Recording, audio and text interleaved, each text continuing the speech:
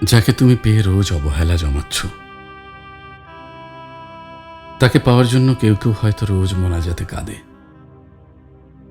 অতিরিক্ত মূল্য পেয়ে তুমি যাকে সহজলভ্য ভাবছ, সেও কারো কাছে অমূল্য রত্নের মতো। তোমাকে অতিরিক্ত গুরুত্ব দেওয়া মানুষটা তোমার কাছে বিরক্তিকর, কিন্তু তার কাছে এর অর্ধেক গুরুত্ব পেলেই কেউ হয়তো তাকে মাথায় করে রাখত। তুমি যাকে খুব সহজেই পেয়ে গিয়ে ভাবছ তুমি আরো বেটার ডিজার্ভ করো, ঠিক সেই মানুষটাকে পাওয়ার জন্য কেউ কেউ হয়তো সবকিছু করতে রাজি।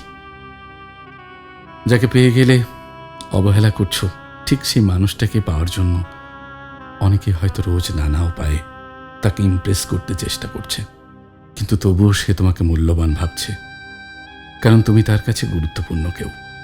সবাইকে এড়িয়ে তোমার জন্যই অপেক্ষা করছে। এতটুকু কৃতজ্ঞতা বোধ জানানো কি উচিত নয়? অবহেলায়, ক্লান্তিতে, অভিমান নিয়ে হারিয়ে যাওয়া মানুষগুলো তীব্র ভালোবাসাকে একবার পেছন ফেলে হারিয়ে গেলে আর কখনো ফিরে আসে না। একটা মানুষ যখন তোমার অবহেলা, আঘাত সহ্য করে যায়, এমন নয় এটা মানুষটা দুর্বলতা। মানুষটা সুন্দর একটা মন আছে, তুমি তাকে সস্তা কেউ ভাবছ, কারণ তোমার সুন্দর মনের অভাব। যে মানুষটা সময় দিলে তুমি বিরক্ত হও, তার কাছ থেকে 1 মিনিট সময়ের জন্য কেউ হয়তো বসে থাকে, তোমাকে গুরুত্ব দিচ্ছে, সময় দিচ্ছে, ভালোবাসছে।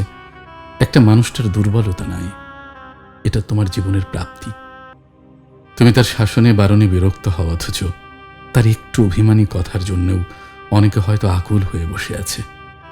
বিশ্বাস করো, গুরুত্বহীন প্রমাণ করার মতো, অবহেলা করার মতো অযোগ্য কেউ নয়।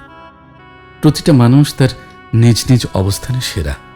ভালোবাসা পেয়ে তুমি হাপসাপ করছো, কখনো যদি ভালোবাসাহীনতাই বাঁচার দিন আসে, সেদিন বুঝবে ভালোবাসাহীনতায় বেঁচে থাকা কত কঠিন। ভালোবাসার মানুষের পাগলামি, জেদ, অভিমান, ভালোবাসার মাঝেই তোমার জীবনের সুখ লুকিয়েছিল।